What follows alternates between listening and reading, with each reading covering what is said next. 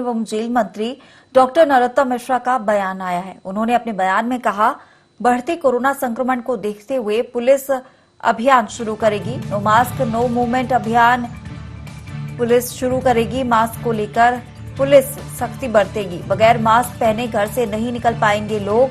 प्रदेश में बीते 24 घंटे में कोरोना के 12 नए मामले मिले हैं, जबकि 8 मरीज ठीक हुए हैं। एक्टिव केसों की संख्या 128 है।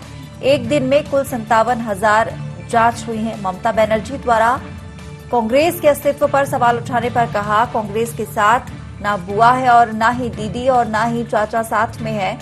आईपीएस के तबादले मामले पर गृह मंत्री डॉक्टर नरोत्तम मिश्रा ने कहा है, तबादला एक सतत चलने वाली प्रक्रिया है।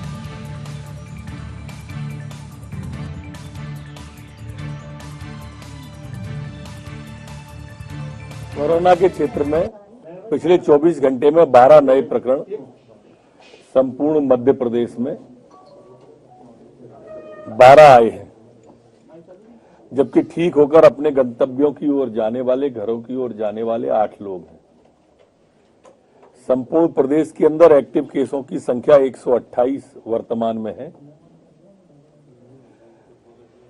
जबकि हमारी जो संक्रमण दर है वह 0.02% है और रिकवरी दर हमारी 98.6 पर स्थिर बनी हुई है। कल मध्य प्रदेश के अंदर 97,362 सैंपल पूरे प्रदेश में लिए गए हैं।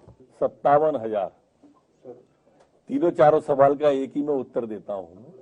न बुआ साथ है, न बबुआ साथ है, न दीदी साथ हैं, न शरद पवार जी चाचा साथ हैं हमारे। तो इतने पर भी कपिल सिब्बल अगर कांग्रेस के यूपीए की आत्मा बता रहे हैं, तो बिना शरीर की, सारे दल अलग हो गए तो बिना शरीर के ये आत्मा महज प्रेतात्मा बन के घूमेगी। ये ट्रांसफर सतत चलने वाली प्रक्रिया है। उनका जब समय पूरा हुआ, उनके जगह स्थान बदल के दूसरे स्थान पे किए गए। मुझे नहीं मालूम कि कैट ने क्यों आपत्ति की है, पर मैं उनके ध्यान में डालना चाहता हूं कैट के में कि किसी ऐसे कारण से ट्रांसफर किसी का नहीं हुआ जैसी आशंका वो जाहिर कर रहे हैं।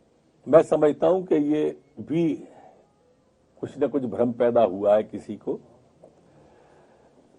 जब विदेश से कोई लोग आते हैं तो दिल्ली उतरते हैं और इंदौर में लोकल फ्लाइट से आते हैं, विदेश की फ्लाइट से इंदौर में नहीं आते हैं।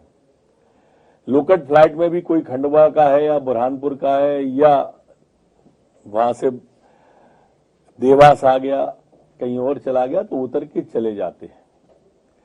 केंद्र उस सूची को जारी करता है। वैसे जो विदेश से आते हैं उनका वहीं टेस्ट हो जाता है, वो स्वयं भी टेस्ट रिपोर्ट लेके आते हैं। इसके बावजूद भी 70 के लगभग लोगों को पहचान हो गई है, उनसे मिल ली है। बाकी कुछ लोग बचे हैं, वो भी उन तक भी पहुंच जाएंगे। इतना कठिन नहीं है, क्योंकि नाम पते सबके हैं।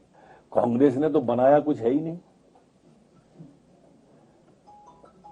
ये ठीक है, कांग्रेसियों ने अपने अपने घर बनाए होंगे और जनता को बेवकूफ बनाया होगा, जैसे अभी कर्ज माफी में बनाया, जैसे नौजवान को, तो सिर्फ बेवकूफ बनाया है उनने। और इसलिए ऐसा नेतृत्व मिला है वर्तमान में उनको, क्योंकि राहुल गांधी जी के बारे में कल ही यूपीए के घटक बोले। अब हम नहीं कह रहे, जमाना कह रहा है। अगर कुछ बनाया होता तो ऐसे साथ छोड़ छोड़ के इतने बड़े बड़े दल नहीं जाते।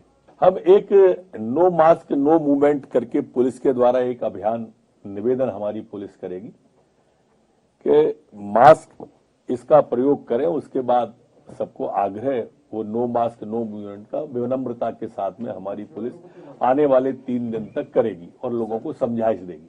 यहां भी बदले जाएंगे वो जो इस तरह के शब्द हैं जो प्रचलन में नहीं है या अभी कागज में जिंदा है, रिफ्यूजी टाइप के जिनकी उपयोगिता नहीं है, उनको यहां भी बदलने की प्रक्रिया को प्रारंभ करेंगे। नेतृत्व में नहीं कर रहे हैं वो। प्रियंका वाड्रा जो उत्तर प्रदेश में नौकरी देने का वादा कर रही है, तो राजस्थान के लोग हैं जो वहां पहुंच गए, कह रहे हैं कि यहां तो दिलवा दो। बड़ा दुखद है वो जिस तरह का झूठ वो बोलते हैं। और एक हमारी बिटिया ने तो वहां सुनने में आया कि सुसाइड भी कर लिए।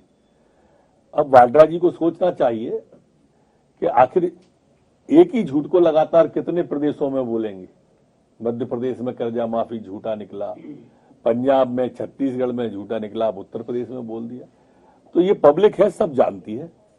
सिद्धि विनायक के दर्शन करने गई थी, यही तो मैं कहता हूं कि और कितने अच्छे दिन चाहिए। ममता बनर्जी दर्शन करने जा रही हैं, कमलनाथ जी हनुमान चालीसा का पाठ कर रहे हैं, केजरीवाल राम जन्मभूमि की तीर्थ यात्रा करा रहे हैं, राहुल जी कश्मीर में जाके कश्मीरी पंडित बन रहे हैं। ये सब वो लोग हैं जिन्हें इफ्तार से फुर्सत ही नहीं मिलती थी। लेकिन अब देश के अंदर परिवर्तन आ गया है, राजनीति के अंदर, और अब इन्हें सब करना ही पड़ेगा। जहां तक राष्ट्रगान का आपने दूसरा प्रश्न पूछा है, ये राष्ट्रगान का ममता बनर्जी ने अपमान नहीं किया, ये देश का अपमान है। ये पश्चिम बंगाल का भी अपमान है, रविंद्रनाथ टैगोर की द्वारा रचित ये था, और उसका भी उन्होंने अपमान किया है। देखिए, मैं प्रारंभ से कहता हूं कि महान भारत को बदनाम भारत ये यूपीए वाले ही करते हैं। राष्ट्रगान का अपमान भी यही लोग करते हैं, सेना पर सवाल भी यही लोग उठाते हैं, जहां भी वैक्सीन पर सवाल ये लोग उठाते हैं, जहां भी देश का मान बढ़ेगा वहां ये अपमान करने की कोशिश करते हैं। ये सब प्रकारांतर में टुकड़े टुकड़े गैंग के ही लोग। बंद कर दिया, खोल देंगे आवश्यकता अनुसार, खुला थोड़ी छोड़ दिया जाएगा खराब होने के लिए। दुरुस्त ही है, हमें जितनी ऑक्सीजन की आवश्यकता उससे 10 गुनी ज्यादा की उपलब्धता है। बाकी तो मशीनरी है, उसको दुरुस्त करने की प्रक्रिया सतत चलती ही रहती। वो एक पहले से बना हुआ उसका नियम है, प्रक्रिया है, वो उसको बढ़ा के 3 साल पर विचार कर रहे हैं।